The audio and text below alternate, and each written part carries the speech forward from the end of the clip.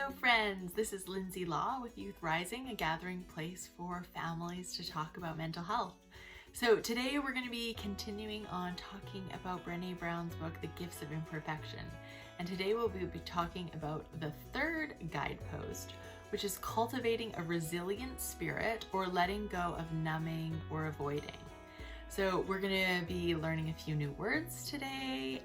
And I created a new acronym for my kids to learn what to do when they end up in a numbing or avoiding activity to avoid negative emotions. So come join us and check it out. Do you know what resilience is?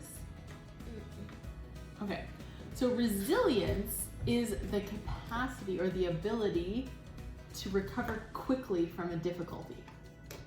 So let's say something hard happened. Let's say you fall off your bike. Resilience is your ability to recover quickly after you've fallen off your bike. Emotionally, physically. Get back on the horse. That's right, getting back up on the horse. That's a great example of being resilient. Can you think of a time where something difficult happened and you were able to be resilient or kind of recover quickly? One day I was peeling a sweet potato and then I cut my thumb. And how did you respond? I respond with a lot of crying because it hurts, but I was able to calm down. And what kind of things did you do to help yourself calm down? Like walk around, think of better things than focusing on the pain pretty much. Sometimes when something difficult happens, we have some emotions about it. Maybe we feel sad, maybe we feel angry, maybe we feel disappointed. And do you remember what our brain likes to do when we have negative emotion? It likes to beat us up because we're having negative emotion. So our brain likes to resist that emotion. It likes to react to the emotion, and it likes to avoid the emotion. And so today we're going to be talking about avoiding the emotion. When we avoid an emotion or distract ourselves from a difficult emotion, sometimes we think it will just go away. And if we distract ourselves, then maybe it feels like it does for a little while. Yeah. But then it's always kind of still there unless we have kind of dealt with it. So sometimes what our brains like to do is, let's say maybe a friend said something unkind to you and you're feeling kind of sad or upset about it. What happens is your brain is going to want to avoid thinking about feeling bad. So you might watch a bunch of movies to distract yourself, or you might read a ton of books. For me, I love to clean. If something happens and I have a difficult emotion, I'll just go start cleaning the kitchen. And cleaning the kitchen's not bad, and neither is reading books or watching movies, but it's when we're using it to get away from dealing with an emotion, that's where it's not really helpful for us, right? What are some other things that you think you've done to avoid a negative emotion? Eat something yummy. Oh, eat something yummy, yes. I like to do that too. Sometimes I go find some chocolate. It's like, oh, I feel bad. I want to eat chocolate. As much as, having a bit of chocolate isn't the end of the world, if you continue in that pattern, it can get excessive, right? So sometimes we even use avoiding activities when there's like a hard activity we don't want to do. Do you ever find that?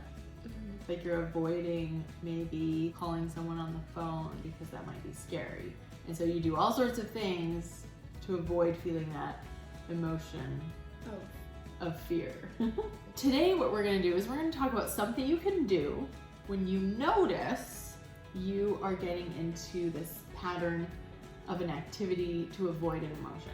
And I made an acronym. Do you know what an acronym is? It's like letters. Yeah, so it's a bunch of letters that remind you of what to do. So the acronym is C to C. SEE-SEA. So kind of like see the sea. The first S means stop doing the activity. So if it was eating yummy food or watching a bunch of movies, you stop doing it. E is for exercise. Get outside or get your yoga mat out and just get your body moving. What that does is it helps us to be more mindful and connect our brain and our body together, and that helps us get out of a negative thought pattern. The E stands for enjoy. Go do something that you enjoy, but it needs to not be the numbing activity. Yeah, So if you're like, oh, I really enjoy eating yummy food, and that was already what you were using as an avoidance, then you gotta pick something else. Just have a scavenger hunt. Go outside and play soccer. The next S is for service. You go out and you do something for someone else. Yeah, I think it gets us thinking about someone besides ourselves. Because sometimes when we have a negative emotion, there's something not going right, we could end up kind of like just really feeling sorry for ourselves. No one else, Yeah, having a bit of a pity party. And so going out and doing service allows us to just have those good feelings of helping someone else and recognizing that other people have difficult things as well. The next E is for emotion, making sure you've expressed your emotion. So this kind of goes into, instead of avoiding your emotion, you're going to allow your emotion. You can look at the video about processing emotion. Then the A is acknowledge a success or a win in your day. So what could be a win that you've had in your day? Made your bed. Oh yes, making a bed is definitely a win for me. Totally, and you can be like, whoa, I made my bed today. Pat on the back, good job. And so all of these things help us to get out of doing an avoiding or a numbing activity, and they help us to look at what emotion we're experiencing, to allow and feel that emotion so that we can get past it and not keep experiencing it because we're avoiding it, and then it'll come up later. One of the things I love about doing these videos is that I often end up using what I'm teaching in my daily life that week. So I have to admit that there were moments this week where I found myself in numbing and avoiding activities. And for me this week, it looked like scrolling through Instagram and avoiding some negative emotion in my life. And because I had been working on this video and created this acronym, I was so much better at recognizing it and being able to take the steps to get me out of that numbing activity.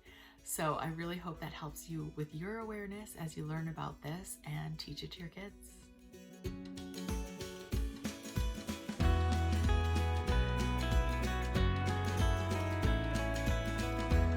There's a great quote that Brene Brown shares, Elizabeth Kubler-Ross, and she says, "People are like stained glass windows. They sparkle and shine when the sun is out. But when the darkness sets in, their beauty is revealed only if there is a light from within." I love this quote because it reminds me of the importance of really cultivating that light within me. And a lot of that light comes from loving myself and allowing my emotions. Oh, there we go. Okay, oh, you're not really in the video. There you go.